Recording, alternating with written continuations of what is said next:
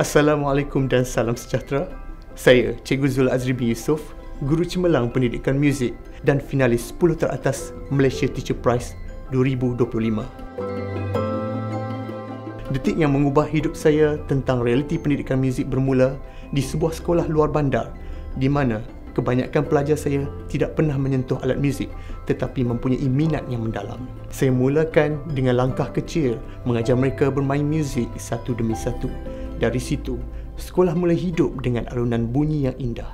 Lahirlah orkestra, gamelan, nasyid, muzik asli dan kompang formasi. Saya juga membangunkan aplikasi digital gamelan sebagai usaha menggabungkan warisan muzik Melayu dengan teknologi moden. Idea ini tercetus daripada cabaran sebenar. Kos alat gamelan yang mahal dan set gamelan yang terhad menyebabkan peluang belajar muzik tradisional ini hanya dinikmati di dalam bilik darjah sahaja. Bagi saya, menjadi guru bukan sekadar mengajar nota dan melodi, tetapi membangunkan jiwa, menyalakan minat dan membina manusia. Dan tugas saya ialah membuka ruang agar mereka berani bermimpi, berkarya dan bersinar dengan cara mereka sendiri. Malaysia Teacher Prize, the power of a teacher, the potential of a nation.